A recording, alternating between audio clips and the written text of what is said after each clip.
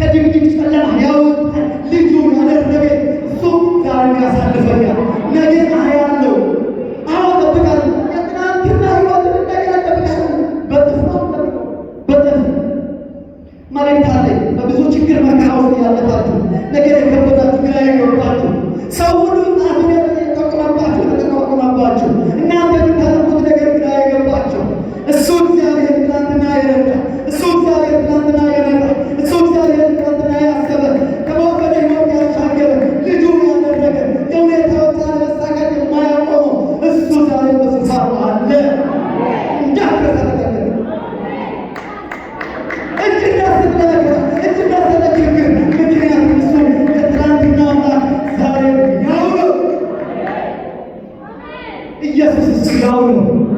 ኢየሱስ እሱ ያው ነው።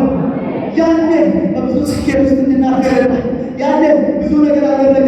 ዛሬ ግን የሆነ ነገር የሆነብን እሱ ትናንትና ያው ነው፣ ዛሬ ያው ነው፣ ዘላለም ያው ነው። ተጠንቀቁ። የስንፍና ቃል እንዳትናገሩ። የእግዚአብሔር ክብር በፊታችን አለ። ሰዎች ሌላ ነገር ሊያወሩ ይችላሉ። ብዙ ነገር ሊያወሩ ይችላሉ። ሙሴ እንደዚህ አላቸው። ታስታውሳላችሁ አላቸው። ምዕራፍ አንድ ላይ ታስታውሳላችሁ። እዛ እንድትገቡ አንድ 12 ሰዎች እንምረጥና ከየነገራችሁ ሂዶ ሰልለው የምንምላችሁ ባላችሁ ጊዜ እሺ ብዬ አልኳችሁ። ሂዶ ሰልለው ሲመጡ አላቸው 10 ሰዎች ናቸው አለ። ያልተገባው ነገር ያው 2 ሰዎች ግን የዮሐን ልጅና የነነዌ ልጅ ያመጡት መልእክት እንወርሳቸዋለን። ለምን? ትናንት የረዳን እግዚአብሔር ዛሬ ይረዳናል። ትናንት ያሻገረን እግዚአብሔር ዛሬ ያሻገረናል። እንዴ አታስታውሱም? እንዴ ኤርትራ ባሕር እንደተከፈለ አታስታውሱም ወይ? እግዚአብሔር በጸናች እጅ መጥቶ ፈርዖንን ክንድ ሰብሮ የፈርዖንን የበኩር ልጆች ገሎ እኛን እንዴት እንዳሳለፈን አታስታውሱም እንዴ? ብሎ ስራችሁ እንዲህ አላችሁ። አመጻችሁ በእግዚአብሔር ላይ ትናንትናችሁን የረሳችሁ ናችሁ። ተጠቀሙ። ትናንትናችሁን እንዳትሰለከሙ። ትናንት በብዙ ማትወጣ ሁኔታ ውስጥ እንድትወጣ አድርጎ የረዳ ያገዘ እግዚአብሔር አምላክህን እንዳትረሳ ተጠንቀቅ። አስብ። ትናንት እግዚአብሔር እንዴት እንደረዳ፣ እንዴት እንዳሰበ፣ እንዴት እንዳገዘ፣ እንዴት እንደረዳ ደቂቃዎች ብዛታቸው ናስብ። ከልጅነታችሁ ጀምሮ እግዚአብሔር በሕይወታችሁ ያሳለፈው እግዚአብሔር ባይላችሁ ኖሮ እግዚአብሔር ባያሰባችሁ ኖሮ ዛሬ መንግሥታችሁ ነበር የምትሉ የምትጮሁ ሰዎች እንዳላችሁ አምናለሁ። ምክንያቱም እሱናንትና ስለረዳችሁ ስለረዳን እንገባለን ብሎ ሲላችሁ አንገባም ብሎ ያላችሁ ቀራችሁ ነበር አይደለም። በእናንተ ምክንያት እኔም አልገባም አላችሁ። በግድ ምክንያት አለ ሙሴ ነው የሚናገር ይሄን በእናንተ ምክንያት እኔ ልወራ አሁን ብቻ እናንተ ግን ትገባላችሁ። ማስጠነቀቃችሁ ነገር አንድና አንድ ነው። እግዚአብሔር ያደረገው ትናንት እግዚአብሔር በሕይወታችሁ የሰራው ትናንት እግዚአብሔር ከየት እንዳነሳ አልጋ ላይ በወደቅ ጊዜ ሰው ሁሉ አንተን በረሳ ጊዜ ሰው ለምንም አንተ በማይፈልግበት ጊዜ መጥቶ እንዴት እንደታሰቡ በማታውቁበት መልኩ መጥቶ ያሰበን እሱን አምላክን አመሰግናለሁ። ከአመድ ላይ ያነሳል። ዘመን የማይፈልግ አንተ ማንም ለጓደኝነት እንኳን የማይፈልግ አንተ እግዚአብሔር አስበው ሰው ያደረገ ላበሳተ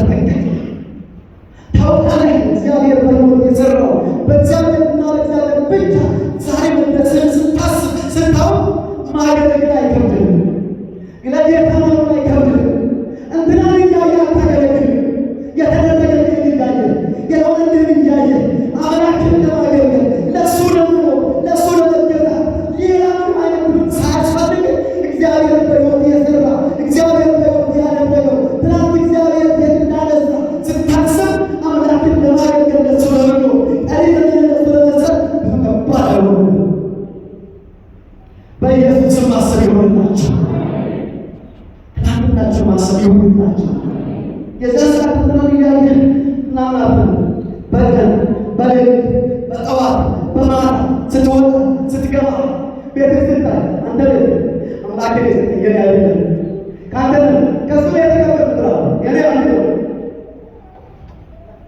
ኢየሱስ ያድናል።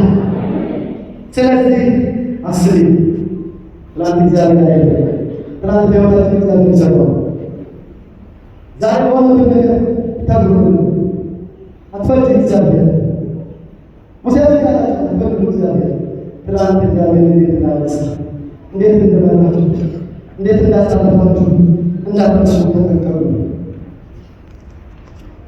ክብር ለኢየሱስ ይሁን። ክብር ለኢየሱስ ይሁን።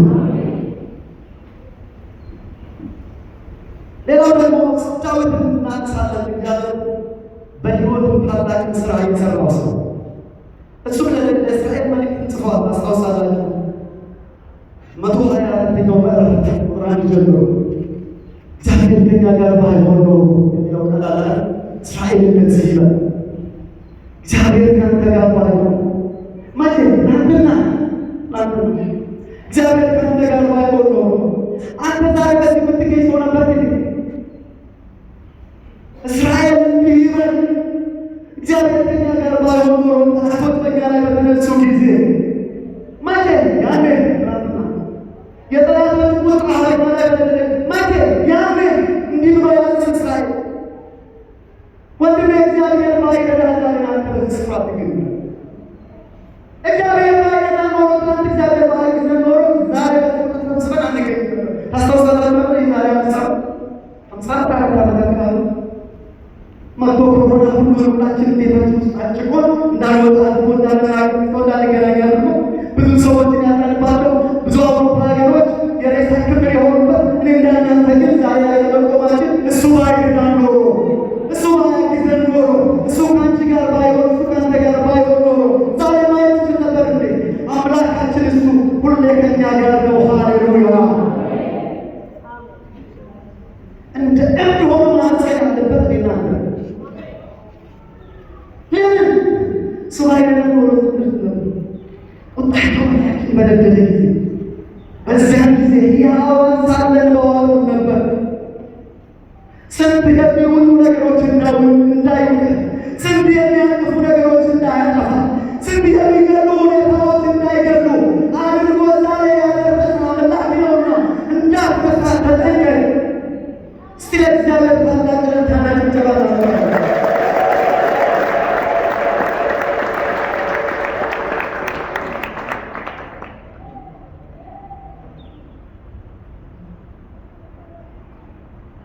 ዳዊት ትዝ ይላችኋል። ሁለተኛ ሳሙኤል ምዕራፍ 6 ቁጥር 20 ጀምሮ የቃል ኪዳኑ ታቦት ወደ እስራኤል ለመመለስ በወጣ ጊዜ በድል እግዚአብሔር በመለሰው ጊዜ የእግዚአብሔር ክብር የእግዚአብሔር ሕልውና ወደ ኢየሩሳሌም በተመለሰ ጊዜ ለእግዚአብሔር ክብር እየሰጠ ለእግዚአብሔር እየዘለለ ክብሩን እየተወ ባለ ጊዜ የሳኦል ልጅ የንጉሥ ልጅ ክብር የማታውቀው የእግዚአብሔርን ማንነት የማታውቀው ናቅችው ሁሉንም ባልባል ተመለሳለ። እንደዚህ በማጠጠቅ አሁን እንደዚህ መሆን ልክ ነው፣ እንደዚህ መሆን አለበት። አረተሻለ ኢየሱስ ያድናል። እኔ ማለት የትዳርሳ ታሪክ ተሪክስና አይጀምርም ስም ያላት በአንቺ ቤት በአንቺ አባት ቤትና በእስራኤል በሕዝቡ ላይ ንጉሥ እንዲሆን ያደረገ ያከበረ ከበጠባቂነት ያነሳ ከዛ ውዳቂ ቦታ ያነሳ ወንድሞችን ከማያስቡበት ቤተሰቦችን ከማያስቡበት ያነሳ ለሱ ከዚህ በላይ እዋረድለታለሁ።